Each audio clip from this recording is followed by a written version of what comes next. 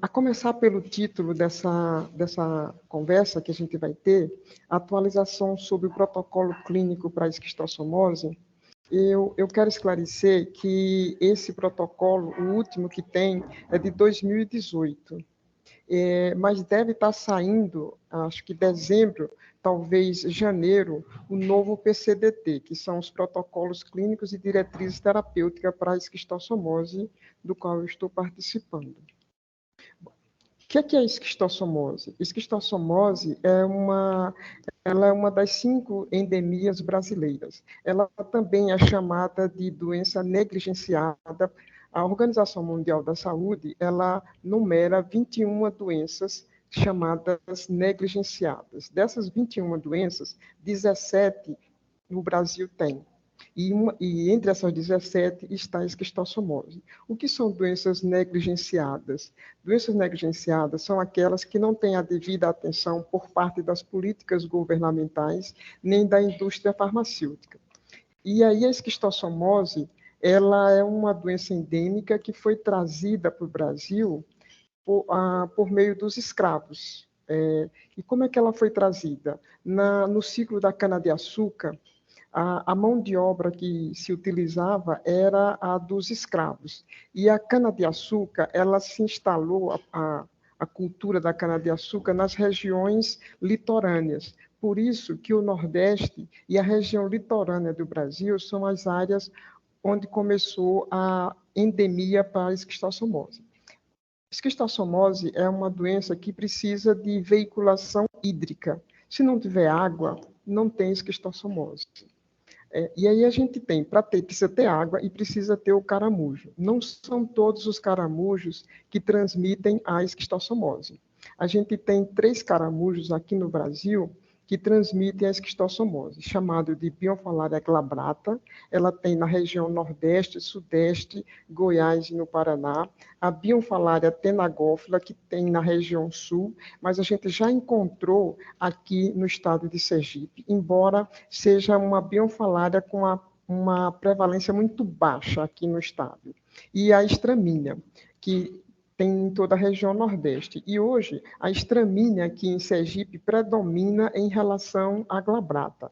A glabrata, a Bionfalaria glabrata, o caramujo, ela tem uma relação com as formas graves da esquistossomose, que a gente vai falar mais adiante, o que são formas graves.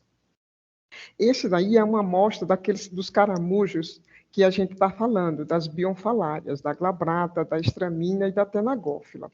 E é interessante porque esses caramujos bojudo, grandão, esses caramujos não transmitem esquistossomose. O que vocês estão vendo à esquerda são os caramujos transmissores da esquistossomose. Esse caramujo bojudo que a gente tem à direita não transmite a esquistossomose.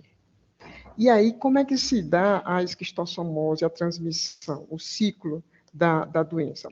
A gente tem 3 tipos de esquistossomose que são patogênicas, que causam doença no homem. A gente tem 5 espécies de esquistossomose, 2 não são patogênicas para o homem e 3 são patogênicas para o homem. E aí a gente vai mostrar aqui, através desses ovos. Esse ovo que tem essa espícula do lado é a da esquistossomose mansônica. É a esquistossomose que a gente tem no Brasil e nas Américas. A japônica, esse redondinho, e o hematóbio. A gente não tem esses outros 2 aqui no Brasil. E aí, a gente tem isso aqui, que é o miracídio.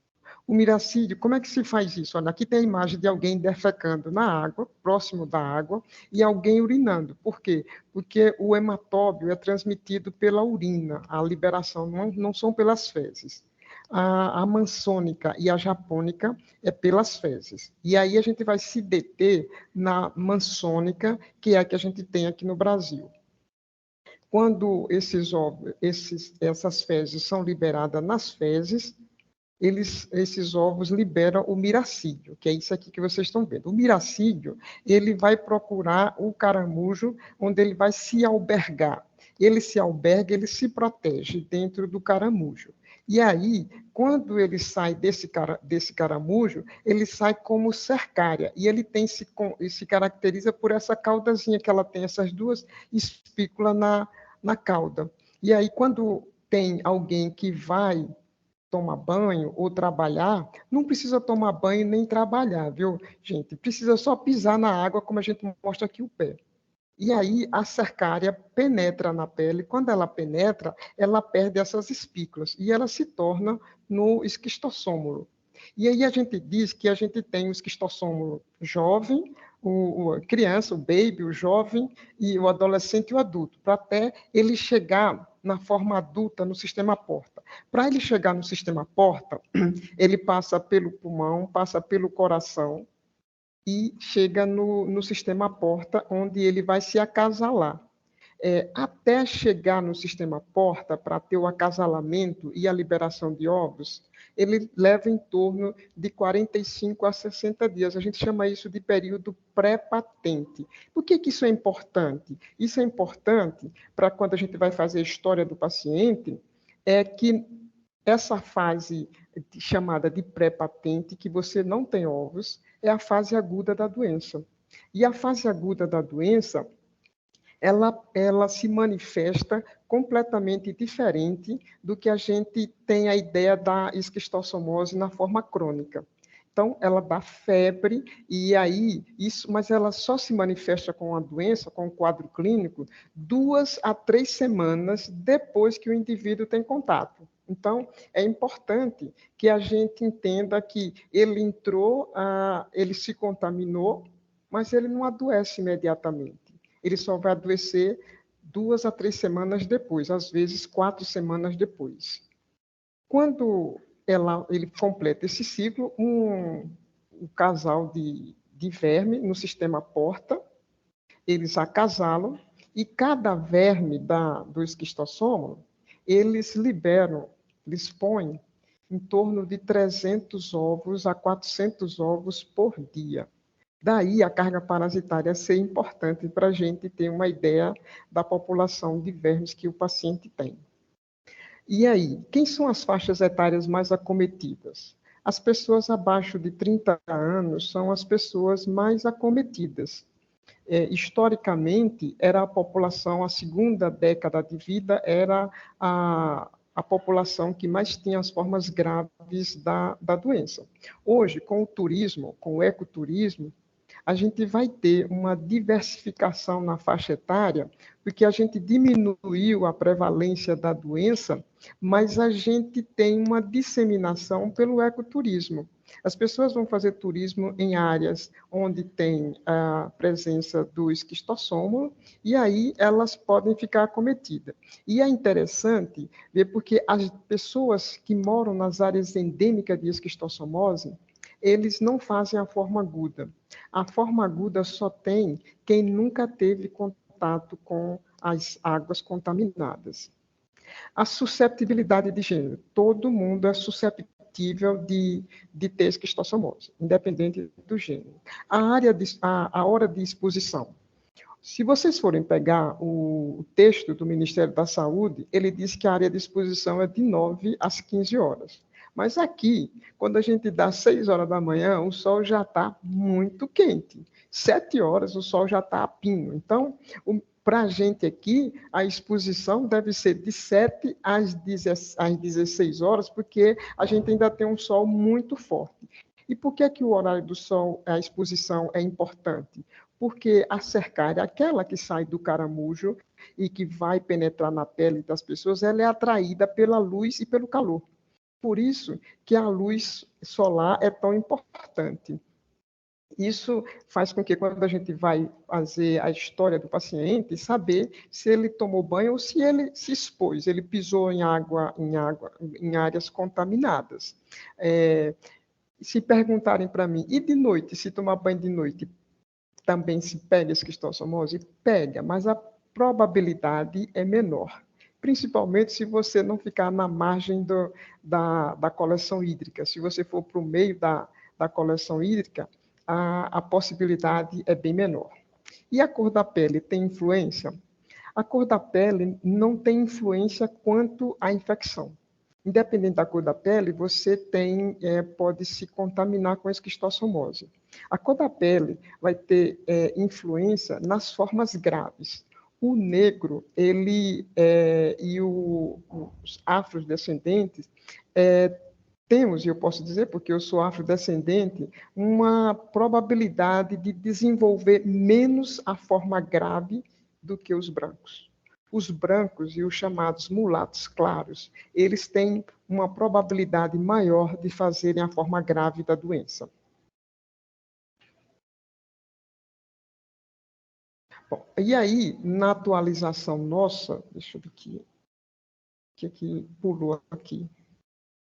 Bom, nessa atualização, e isso vocês podem ver esse mapa que eu estou expondo no protocolo lá do Ministério da Saúde, que foi de onde eu tirei essa imagem.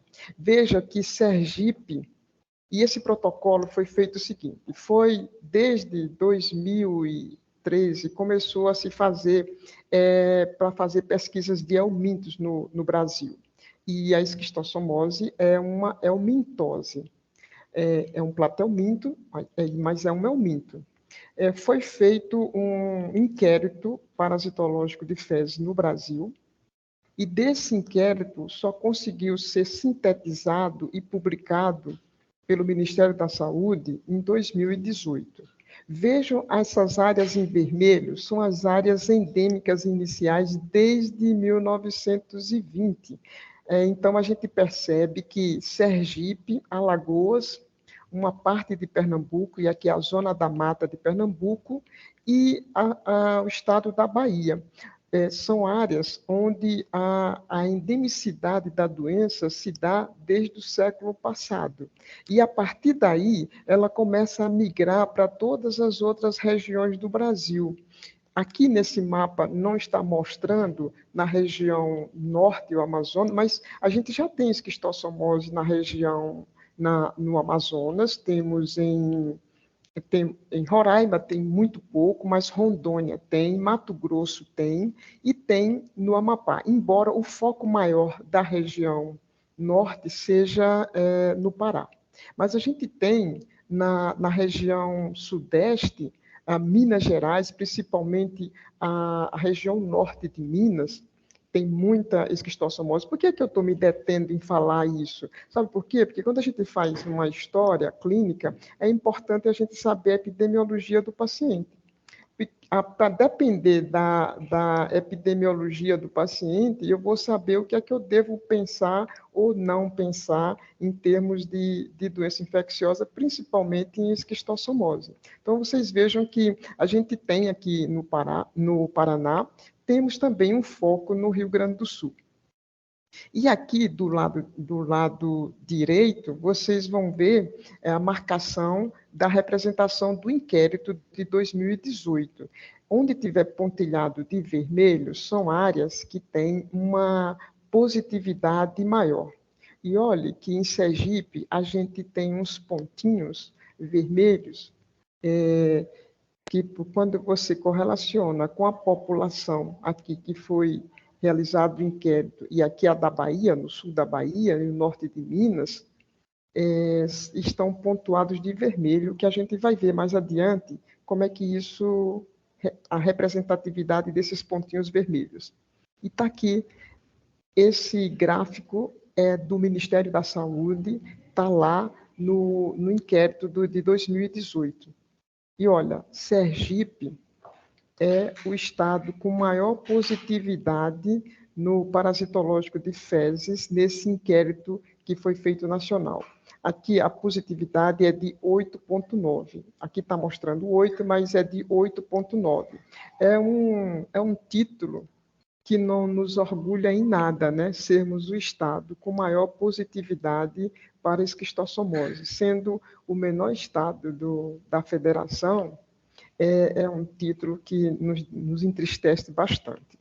Agora, o que se faz de questionamento nesse inquérito é que estados com focos endêmicos, lembra o gráfico anterior que eu mostrei no mapa, conhecidos, que foram negativos, como no Ceará, no Paraná, Santa Catarina e Rio Grande do Sul. Possivelmente, essa negatividade desses estados e a positividade dos outros que estão aí pode ser maior a positividade e a negatividade não tão negativa. Quando foi feito o inquérito, se buscou, assim, nas lâminas que se fez o CAPCATES, foram em 2 lâminas, o ideal é que a gente faça em 6 lâminas, porque aí você tem uma chance maior de positividade. O fato desses estados aqui estarem negativos não quer dizer que eles não tenham esquistossomose. Só que eles têm ainda focos de esquistossomose, mas esses focos não têm mais uma preocupação do ponto de vista epidemiológico. Do ponto de vista epidemiológico, os estados preocupantes e o mais preocupante é Sergipe. Por isso que a gente está aqui conversando com vocês. Minas Gerais, Alagoas e a Bahia. Pernambuco, Rio de Janeiro e Espírito Santo são, sem dúvida nenhuma, os estados mais preocupantes em termos de positividade para a esquistossomose. E aí, eu falei no início que a gente não tem, se não tiver água, não tem esquistossomose. E aí, Sergipe é um estado pequeno, mas é um estado que tem 6 bacias hidrográficas, que vocês estão vendo aqui. As bacias, esse mapa é de um trabalho que eu participei, foi uma dissertação de mestrado de Hollenberg, que a gente participou da publicação, que está publicado na Revista Brasileira de Medicina Tropical, mostrando a positividade, aqui essas informações de positividade e uma relação com as bacias hidrográficas de Sergipe. Dos 6 rios que cortam o estado de Sergipe, se diz que a gente tem 3 que são rios autenticamente sergipanos e 3 rios federais. O que são rios federais? São rios que eles atravessam mais do que um estado. O Rio São Francisco é um rio federal, o Vaza Barris é um rio federal e o Real é um rio federal. Japaratuba, Sergipe e Piauí, eles são rios autenticamente sergipanos, porque eles se limitam ao território sergipano. E olhe, essa área daqui central sempre foi a área endêmica histórica no estado de Sergipe, que é essa área aqui central, onde fica Japaratuba, Maruim, Rosário do Catete, Santa Rosa de Lima, essa região aqui, que é a região do Japaratuba, a região aqui do Rio Sergipe, foram as regiões, historicamente, como as regiões de maior prevalência, ou atualmente a gente não fala de prevalência, fala de positividade para a esquistossomose. É interessante que o São Francisco, que é o maior de todos os 6 rios que cortam o estado de Sergipe, não tinha uma positividade tão grande. Não tinha por quê? Porque o caramujo, quando tem uma velocidade acima de 33 milímetros cúbicos de correnteza, ele não se fixa. E o Rio São Francisco, ele tinha um grande volume de água. Daí, a região do Baixo São Francisco era uma região de baixa positividade, que a partir do momento que foi feita a represa, né, os cânions do São Francisco, ela começou a represar, e a região aqui da foz do Rio Sergipe, Ilha das Flores, Brejo Grande, passaram a ter uma positividade muito grande. Nesse trabalho que a gente mostrou aí, das bacias hidrográficas, a Ilha das Flores chegou a ter uma positividade de 25%. Então, por quê? Porque a gente já não tem o mesmo volume de água que a gente tinha no São Francisco. Com isso, aumentou a positividade para esquistossomose. Por quê? Porque o caramujo ele ficou mais fixo, porque não tem volume de água corrente para mobilizá-lo. E aí a gente vai ter uma distribuição espacial da esquistossomose aqui no Sergipe. Eu peguei esse trabalho de Lima, Cruz e outros autores, que foi publicado na revista IGEA, em 2018. Ele mostra, faz uma amostragem, na verdade, ele pega os dados do DataSUS, que às vezes não bate com, foi de 2016, não bate com, às vezes, os dados reais, porque você pode, por que que não bate? Porque só a notificação da esquistossomose não é uma notificação obrigatória. Só os casos agudos e as formas graves, como vocês vão ver mais adiante. Então, a gente pode não ter os dados do DataSUS, não é que eles não sejam reais, eles são reais porque é o que é notificado. O problema é que não era notificação obrigatória, daí as formas intestinais e hepatointestinais, que vocês vão ver mais adiante, não eram notificadas. Daí, esses dados aqui não serem a representatividade da doença no estado. E como é que a gente diagnostica a esquistossomose? Ó, eu estou colocando os exames mais, não diria assim, chamados sofisticados, mas nem sempre você vai ter isso na atenção básica. Mas se você tiver um bom parasitológico de fezes e um hemograma, é suficiente com uma história clínica para você diagnosticar a esquistossomose. Qual é a característica do hemograma na esquistossomose? Na esquistossomose, o hemograma pode ter uma discreta leucocitose às custas de eosinófilos. Quando toda vez que tiver eosinófilos, a gente fica atento, é só a esquistossomose que dá eosinofilia? Não. Os outros eumintos, ancilostoma, ascaris, estrongiloide, podem fazer eosinofilia. Porém, se a gente tiver uma epidemiologia, onde é que eu estou? Em que município sergipano eu estou? Qual é a história clínica do paciente que eu estou na minha frente? E eu faço um parasitológico de fezes, e o parasitológico deu positivo para a esquistossomose, eu não tenho dúvida. Eu tenho, esse paciente é portador de esquistossomose. Agora, se eu tiver em um lugar que eu estou no hospital universitário, lá eu posso me dar que a gente faz pesquisa, a gente faz ecocardiograma, aí eu vou ver se o paciente tem hipertensão pulmonar, se ele tem algum comprometimento cardíaco que ele faz na forma aguda, uma pericardite, espirometria, porque os pacientes de esquistossomose, eles têm um processo, uma obstrução intersticial, né, na forma aguda, e isso, a espirometria vai me dar, né, ele é um processo restritivo. Na radiografia do tórax, eu posso ter uma radiografia absolutamente normal, ou uma sugestão de que existe uma hipertensão pulmonar. O ultrassom de abdômen, eu posso usar para eu classificar as formas clínicas da esquistossomose. Se ele é só intestinal, se ele é hepatosplênico, se ele é hepatointestinal. A Organização Mundial da Saúde, ela formatou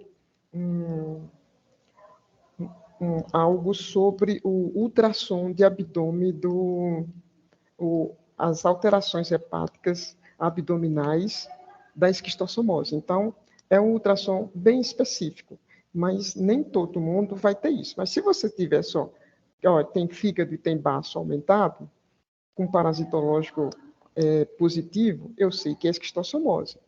E aí a gente vai ter o CATU-CATES, é o método parasitológico que a gente usa para a esquistossomose. Mas lembrar que o CATU-CATES, ele é um método quantitativo. O que quer dizer isso? Para a gente ver a carga parasitária.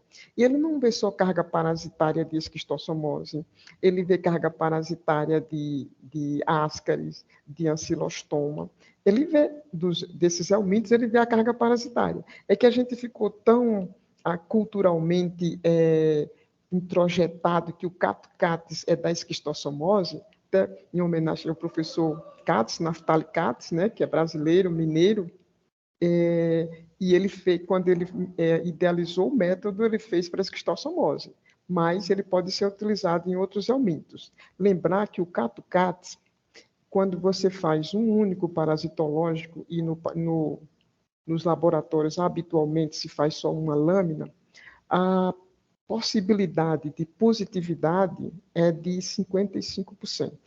Se você fizer 2, você aumenta isso para 60. Se você fizer 3, vai para 65. Se você fizer 6 CAPCATs, vai para 80%. Isso quer dizer que esse método parasitológico de fezes, ele é específico, muito bom. Mas do ponto de vista de sensibilidade, ele não é tão bom. E por que a gente usa o CAPCAS? Porque ele fazendo a carga parasitária, a gente classifica essa carga parasitária, existe uma classificação para a carga parasitária, e no tratamento, a gente tem que ter cuidado nos pacientes que têm uma carga parasitária elevada. E o que é uma carga parasitária elevada pelo método do CAPCAS? O paciente que tem até 100 ovos por grama de fezes, a gente diz que ele é uma carga parasitária leve. Se ele tiver até 400, ele é uma carga parasitária moderada. A partir de 400, é uma carga parasitária elevada. Então, paciente que tem carga parasitária elevada, ele tem uma probabilidade maior de evoluir para as formas mais graves da doença, e no tratamento, como ele tem uma carga parasitária maior, ele pode ter efeitos colaterais do tratamento também maior, deve ser observado. E aí eu quero chamar atenção para a sorologia, e eu queria que vocês prestassem muita atenção nisso, porque eu tenho recebido pacientes lá no hospital universitário, encaminhado para tratar a esquistossomose, e que não responderam ao tratamento, porque eles fizeram sorologia de imunofluorescência, que é o que a maioria faz. E aí, quando ele faz essa sorologia, dá positiva, mas essa positividade vai ser para o resto da vida dele. A sorologia não serve como parâmetro para tratamento, nem para diagnóstico. E para que é que ela serve? Ela serve para triagem. Se o paciente tiver, e você retroage a história dele para saber se ele já teve contato, se ele é de área endêmica de esquistossomose. O bom era se a gente pudesse ter o PCR, ou se a gente pudesse fazer dosagem de antígeno sérico, ou de antígeno na urina. Mas essa sofisticação a gente não tem no nosso dia a dia. A gente tem o parasitológico de fezes, e em doenças infecciosas a gente diz que diagnóstico de certeza é quando a gente encontra o bicho. E no parasitológico, você vê o bicho, você vê o ovo lá, então não tenho dúvida, é esquistossomose. Eu não preciso estar preocupada de ter todas a metodologia diagnóstica sofisticada para eu ter esquistossomose. Se eu tiver, ótimo. Eu faço a parte de pesquisa em esquistossomose, quanto mais sofisticação eu tiver, melhor para eu diagnosticar. Mas, no dia a dia, o que é que a gente faz? Um hemograma e um parasitológico de fezes são suficientes para diagnosticar a esquistossomose. E aí, qual é o problema para o controle da esquistossomose? O problema é, como a gente já falou, a ineficiência do método do CAPCATS, que ele é o padrão ouro. E ele não é bom para diagnosticar indivíduos com baixa carga parasitária. O CAPCATS, ele precisa de pelo menos 6 lâminas para ter uma sensibilidade maior. Uma lâmina só do CAPCATS faz com que a gente tenha uma probabilidade menor do que 55% para ter o diagnóstico. Daí, os pacientes que têm cargas parasitárias baixas, ele não é percebido pelo CAPCATS. Então, a baixa endemicidade propicia uma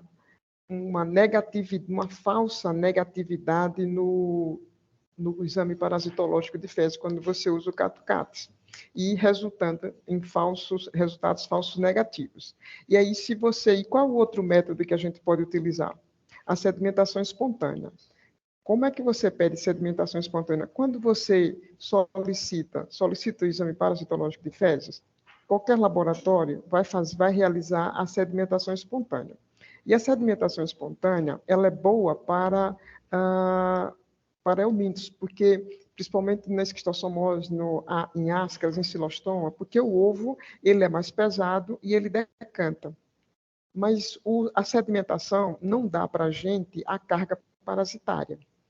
Ela só mostra que tem. Aí aquele exame parasitológico de fezes que vai ser positivo ou negativo. Presença de ovos de esquistossoma. Mas não dá para a gente a carga parasitária. Quando você tiver uma sedimentação espontânea positiva, aí deve ser pedido o Catucates. Por quê? Porque ele vai dar a carga parasitária, e a carga parasitária vai ser importante quando a gente for fazer o tratamento e no acompanhamento desses indivíduos. Então, uma carga parasitária alta, que a gente já falou, é maior ou igual a 400. Nas diretrizes da Organização Mundial da Saúde, e que o Brasil aceitou como parceria, é eliminar a esquistossomose enquanto problema de saúde pública até 2030. Eliminar como problema de saúde pública não quer dizer que a gente vai deixar de ter esquistossomose. Mas se a gente eliminar a esquistossomose como problema de saúde pública, a gente vai deixar de ter as formas graves da doença e a gente vai deixar de ter pessoas morrendo com esquistossomose, que é o objetivo maior, é deixar o indivíduo improdutivo ou levar ao óbito. Ela passa a ser uma parasitose como outra qualquer. E isso é um objetivo até 2030. Como a gente está em 2023, talvez esse tempo seja curto para a gente ter uma eliminação da esquistossomose como problema de saúde pública. Por que que é um problema curto, é um tempo curto para a gente eliminar? Porque a gente tem problemas crônicos no Brasil. E um deles é os agentes de controle de endemias e os agentes comunitários de saúde. Os agentes de controle de endemias, ele fica na vigilância em saúde. E os agentes comunitários de saúde ficam na atenção básica. E os dois não se comunicam. Vocês podem ver quando você tem uma unidade básica de saúde, e esses agentes de controle de endemias é quem faz os diagnósticos. Eles fazem o diagnóstico e quem trata são os agentes comunitários de saúde, mas eles não se comunicam. Não se comunica desde o Ministério da Saúde até a base lá nos municípios. E é preciso que o Ministério da Saúde já entendeu isso e está modificando, mas essa informação ou essa prática não chegou ainda nas unidades básicas de saúde com os agentes de controle de endemia. A gente precisa ter um problema de comunicação. Quem busca lá o caramujo, quem busca e faz o diagnóstico, precisa se entender com quem trabalha na unidade básica de saúde, no programa de saúde da família, os agentes comunitários. E aí, outro problema maior é o saneamento e a educação. E a gente vai falar isso daqui a pouco. Como é que a gente trata? Eu estou colocando aí praziquantel. A gente tem duas drogas para tratar a esquistossomose, o oxamaniquim e o praziquantel. O Brasil deixou de utilizar o oxamaniquim. O Ministério da Saúde não tem mais oxamaniquim. A gente tem só o praziquantel. E eu coloquei de 40 a 60 miligramas por quilo de dose única por via oral, porque é o que está lá no protocolo de 2018. Mas vai sair o PCDT, que deve sair em dezembro ou janeiro, dezembro desse ano, ou janeiro de 2024, que a gente sugere, porque a dose deve ser de 40 a 50. Por que de 40 a 50? Porque lembra que eu falei das 3 espécies de esquistossomose? E para tratar o hematóbium, você precisa de 60 miligramas. A esquistossomose mansônica, que a gente tem no Brasil, ela é tratada de 40 a 50 miligramas. Por que de 40 a 50 miligramas? Porque em adultos a gente pode utilizar 40 miligramas por quilo de peso em dose única, e quando se tratar de criança, a gente faz a dose de 50 miligramas. Não estou errando não, pessoal. Em esquistossomose, a dose para criança é maior do que a dose para adulto, quando a gente fala por quilo de peso. E ela é maior, por que ela é maior? Porque o verme é mais jovem, se supõe que a criança tenha adquirido mais recentemente a doença. E aí, o verme jovem, ele é mais resistente à terapêutica do que o verme adulto. Daí, em criança, a gente usa uma dose maior do que a dose no adulto. O problema do praziquantel é que a gente não tem uma apresentação para criança. A gente tem que esmagar aquela capa enorme e para dar para a criança. Quando você quebra aquela cápsula para diluir na água, a gente não tem certeza que a gente está dando a dose que está sendo planejada, tá? Toda vez que a gente macera, a gente não tem tanta certeza assim. E crianças abaixo de 4 anos é muito difícil, porque o praziquantel tem um sabor horroroso. Eu acabei de fazer um tratamento em massa semana passada, na região, no povoado Patiuá, em Japaratua, e na colônia Miranda, em São Cristóvão.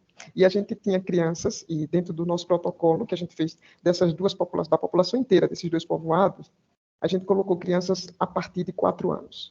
Porque abaixo de 4 anos é muito difícil. A gente tinha que colocar um copo de suco de qualquer coisa do lado da criança. Você tem um copinho onde você dilui em 2 dedos de água o praziquantel e você coloca outro copinho com suco para a criança beber depois, porque o paladar, o gosto é muito ruim, a criança rejeita, e aí a gente tem essa dificuldade com o praziquantel. O oxamaniquina, ele tinha a solução que a gente dava em criança, era mais tranquilo, mas o praziquantel não tem apresentação em criança. É possível que no próximo ano está sendo testado no Brasil uma apresentação do praziquantel que a cápsula, o comprimido é bem menor, porque hoje o comprimido é gigantesco.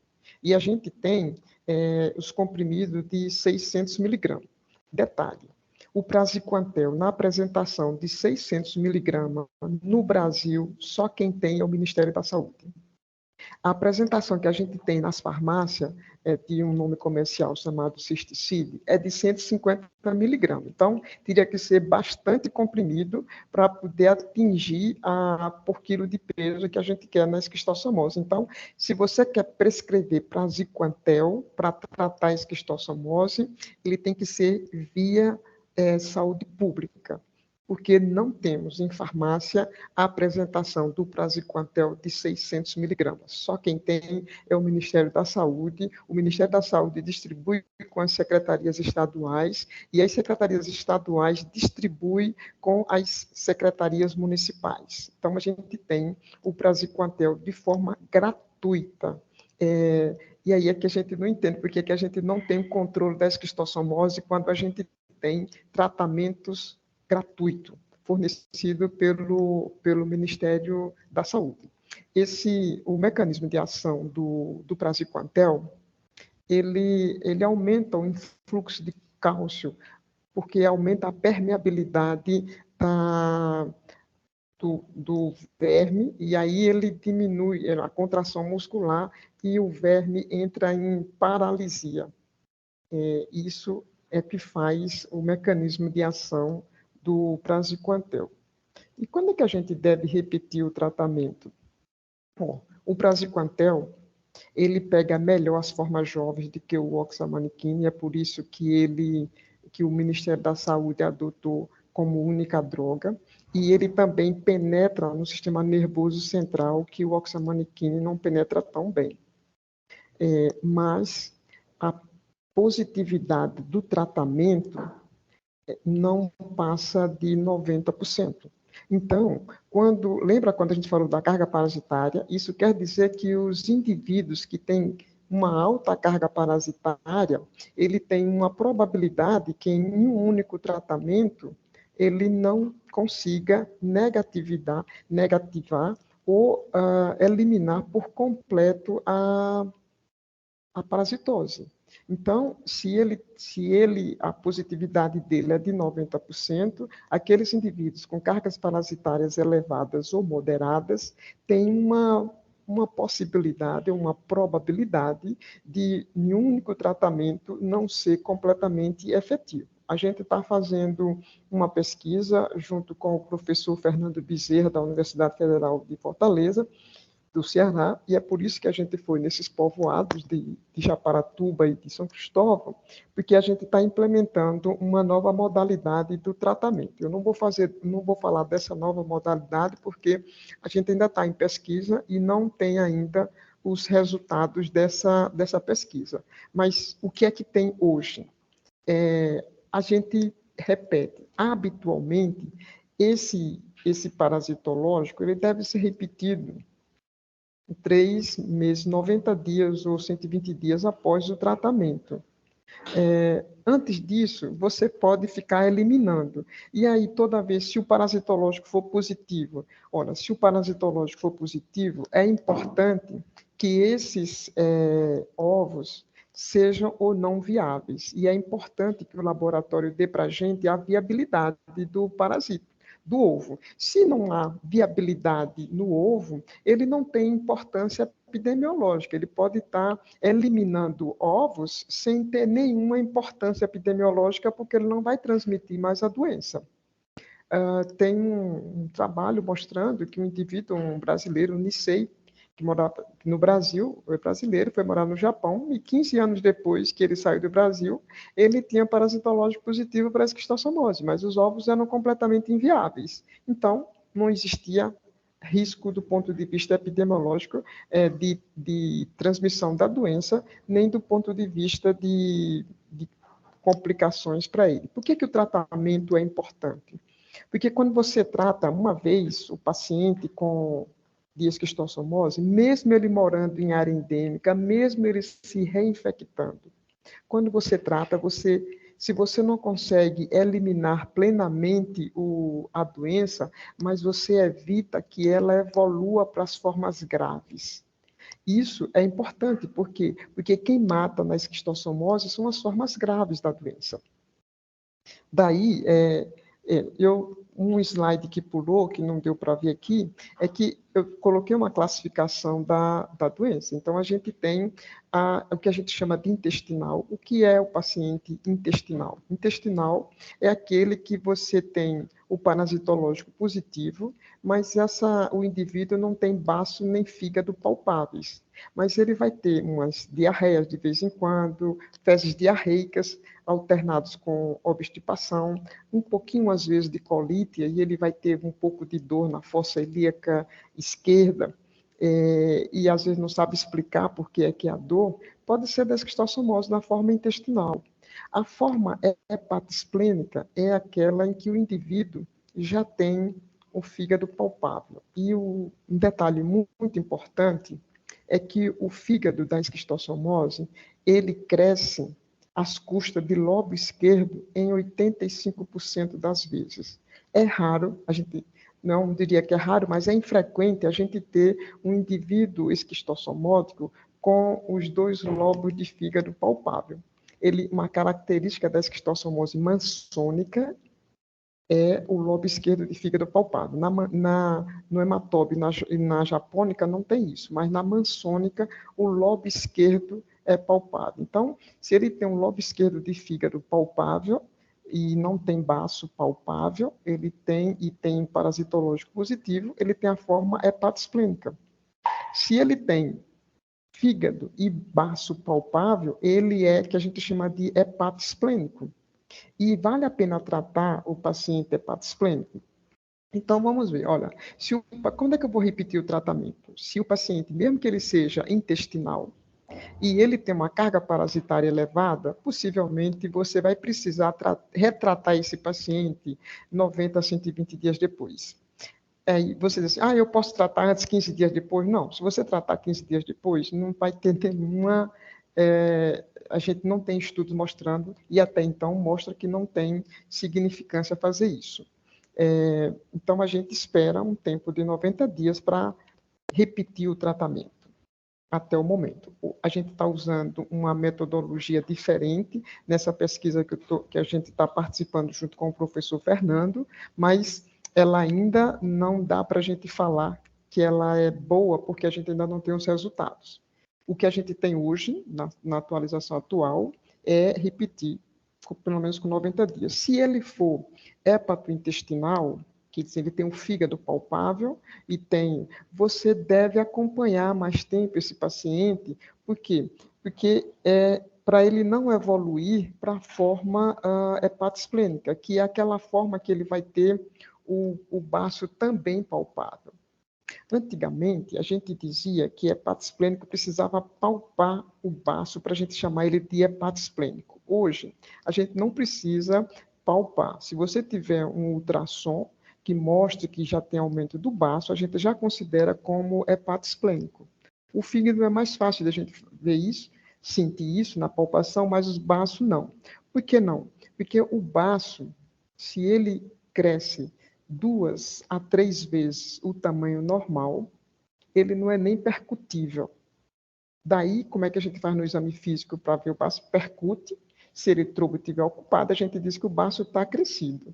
Se não, a gente diz que ele não tem baço aumentado. A tecnologia mostrou, e os estudos mostraram, que se ele tem o baço aumentado, mesmo que seja 2 vezes o tamanho, só pode ser visto pelo ultrassom, a gente já considera ele como hepatosplênico. Tá? Antigamente, a gente não considerava como hepatosplênico. Hoje, a gente considera como hepatosplênico. E qual é, que é a importância dele ser um hepatosplênico? A importância do hepatosplênico é que ele pode fazer hipertensão portal, fazer varizes esofagianas, fazer hemorragia de fundo gástrico, uma gastrite erosiva, desencadear uma hematêmese e morrer no sangramento. Então, ou fazer, se ele faz sangramentos frequentes, ele pode desenvolver uma doença hepática, porque a esquistossomose sozinha não faz comprometimento do fígado. Quem faz o comprometimento do fígado, se ele tem só esquistossomose, é se ele sangrou muito, que fez uma hipovolemia grande, e aí fez uma hipóxia hepática e fez o comprometimento. Mas a esquistossomose em si não faz comprometimento da função hepática. Tá? E aí o tratamento. A gente, e é uma coisa mais já antiga mesmo, estabelecida para o professor Luiz Prado, e eu participei depois, no final da pesquisa, que se a gente tratar o paciente hepatosplênico que nunca sangrou, e só 5% dos pacientes hepatosplênicos sangram, 90%, 95% não sangra. Ele tem hipertensão portal e não sangra. E aí a gente pode tratar esses pacientes durante um período de 18 meses. Como a gente faz? A cada 4 ou 5 meses, a gente trata esse paciente e a gente tem regressão da forma hepatosplênica dele. Ele não vai ter plenitude da regressão, mas a gente tira a hipertensão porta, que é o que faz o sangramento. É uma forma também, quando a gente repetir o tratamento. Essa tabelinha, ela tem lá nas atualizações da esquistossomose do Ministério da Saúde, e eu tirei do Ministério da Saúde. Mas ela vai precisar só ser atualizada em relação a indivíduos de mais de 80 quilos. O indivíduo que dá 7 comprimidos, a gente deve dar no máximo 6 comprimidos. Porque quando você vai ler lá, ele diz que os efeitos colaterais são mínimos. São mínimos, mas depende da carga parasitária. Os indivíduos têm muita cefaleia. Indivíduos que têm carga parasitária elevada, ele deve ser tratado sob observação médica. E ele não deve ser liberado antes de 2 horas depois que ingere os comprimidos. Por quê? Porque ele pode fazer uma liberação antigênica tão grande, ele pode fazer até uma crise convulsiva. Daí, assim, o praziquantel, ele dá vômito, dá tontura. Às vezes, assim, nos meus pacientes, às vezes eu até divido a dose. A dose que está colocada é dose única. Mas, às vezes, eu faço assim, dou ao paciente a primeira dose à noite, na hora que ele vai dormir, e a segunda metade da dose de manhã cedo, porque aí eu tiro muito dos efeitos colaterais da droga, e ele, a primeira dose é a que ele tem mais efeitos, ele vai sonhar, tem pesadelo, mas ele não vai achar que é da droga, que é do praziquantel, né? Ele vai achar que teve uma noite de sono ruim.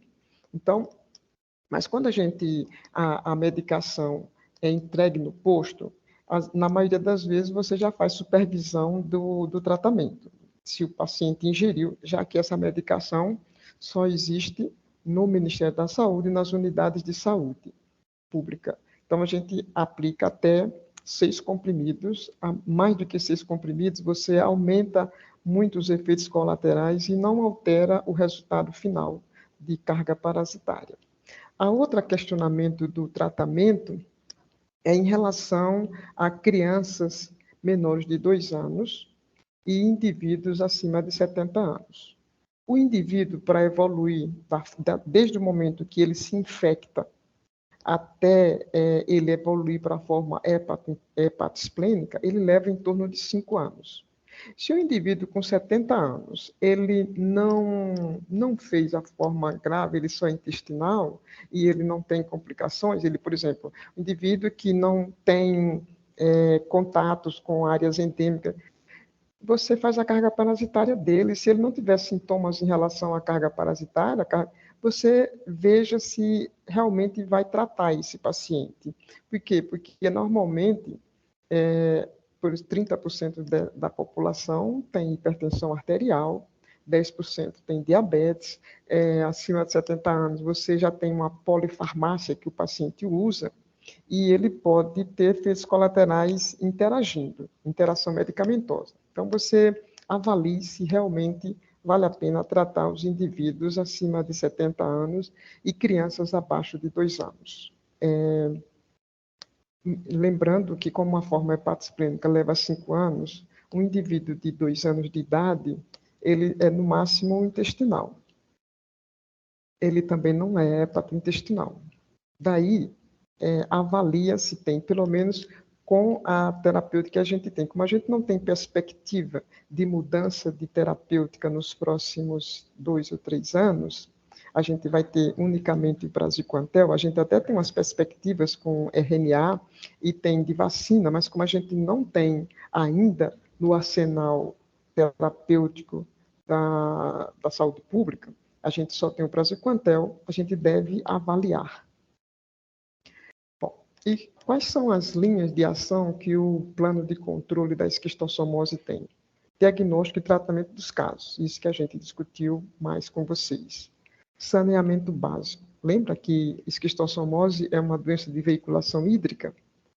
Em Sergipe, nós não temos 70% de municípios nas áreas endêmicas. Quem tem o melhor saneamento básico é Aracaju, e não passa de 65%.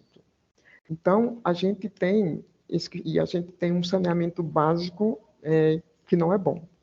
Se a gente não tem saneamento básico bom, não tem como fazer controle de esquistossomose.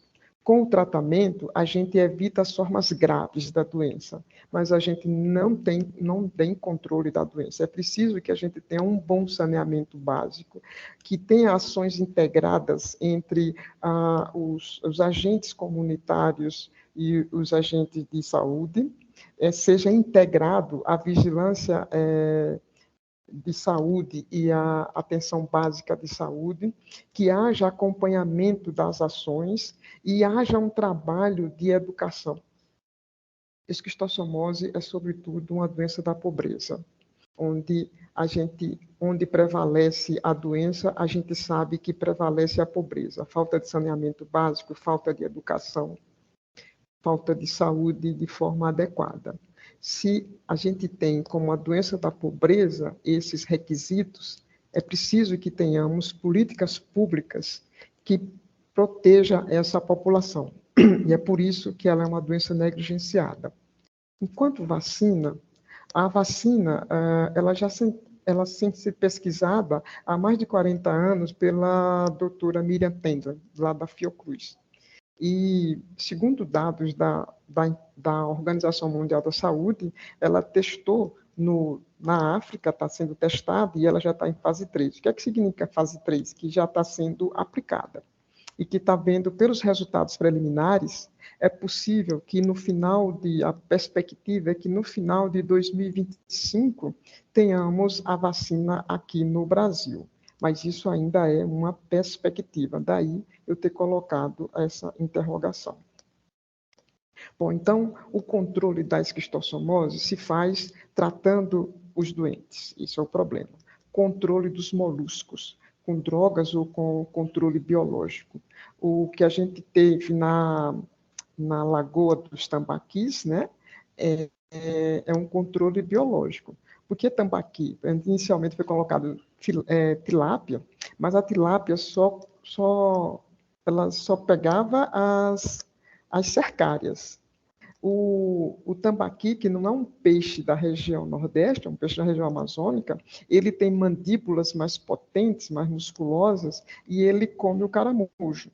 Daí ele está fazendo um controle biológico da Lagoa dos Tambaquis pelo peixe. Saneamento básico e educação. Isso que a gente está colocando, que está fazendo agora, é um trabalho educativo. Se você não tem educação nem saneamento, nunca teremos controle da esquistossomose. Mas eu tenho muita fé que nas perspectivas como de que em 2030 a gente não tenha mais esquistossomose como uma endemia, como um problema de endemia no Brasil, a gente vai ter tudo isso até 2030. Eu acho difícil que a gente tenha por conta do saneamento, porque saneamento é uma ação de médio e longo prazo. Dificilmente a gente consegue com curto prazo. Por quê? Porque é um trabalho mais longo, né? E junto com o trabalho educativo. Enquanto a gente não tem o saneamento, nem tem a educação adequada, a gente trata essas pessoas. Essa escrita é do professor Naftali Katz e está lá no inquérito de 2018 do Ministério da Saúde. Ele diz que a publicação, né, o inquérito da publicação do inquérito de 2018 é dedicada às populações negligenciadas, que em pleno século XXI ainda estão privadas de condições sociais e econômicas adequadas, incluindo o saneamento e o acesso a bens de saúde. Essas são palavras do professor Naftali Katz. Katz é o mesmo autor do exame parasitológico de fezes. O Cato Katz é ele. Ele está vivo, lúcido, e escreveu isso lá no manual do inquérito de 2018. E é para ele, em homenagem a ele, que eu coloquei essa frase. Obrigado.